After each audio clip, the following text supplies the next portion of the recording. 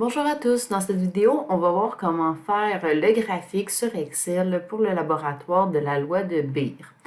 Donc, ici, je commence tout simplement par ouvrir le logiciel Excel. Moi, je travaille avec le logiciel Excel 2019.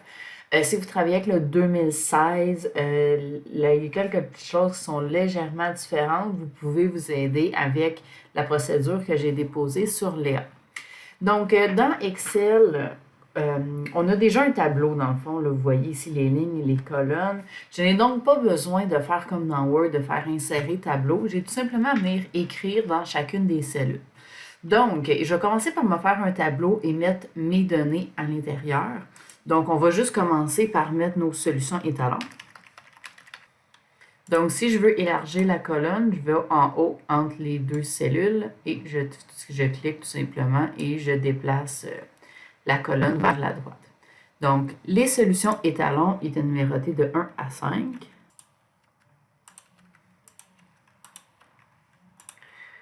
Ensuite, on va mettre les concentrations de ces solutions-là en mol par litre. J'élargis encore une fois ma colonne.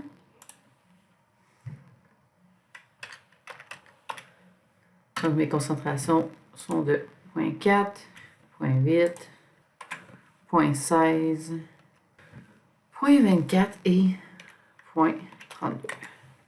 Ensuite, nous, ce qu'on cherche à faire, en fait, c'est un graphique de l'absorbance en fonction de la concentration. Fait que je vais me faire une colonne absorbance. Et ici, je vais mettre des valeurs un petit peu au hasard. Là.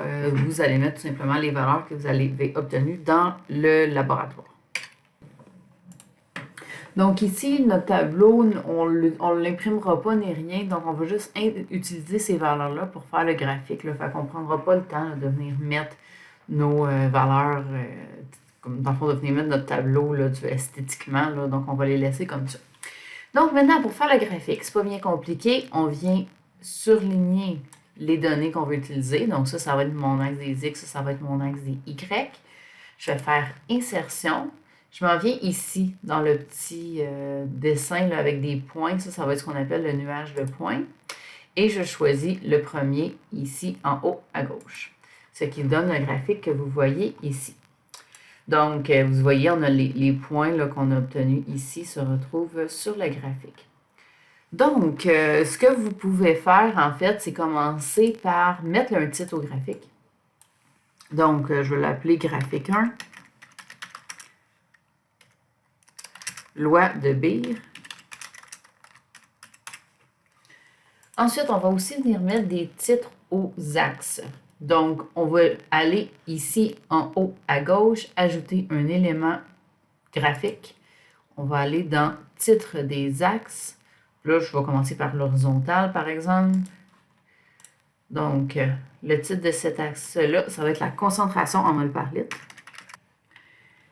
Et je vais faire la même chose maintenant pour l'axe des Y. Donc, je viens dans création ici, ajouter un élément graphique, titre des axes, axe vertical, excusez-moi, principal comme ça ici. Et je vais venir mettre mon titre ici, qui va être absorbance. Ensuite, je vais aussi venir faire apparaître l'équation du graphique. Okay. Donc, je clique sur les points.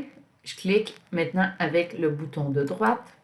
Je m'en viens ajouter une courbe de tendance. Là, vous allez avoir cette fenêtre-là qui va ouvrir. Donc, on s'assure ici qu'on est bien dans linéaire, parce que notre graphique, c'est un graphique linéaire. Vous allez venir afficher l'équation sur le graphique et vous allez venir afficher le coefficient de détermination sur le graphique aussi.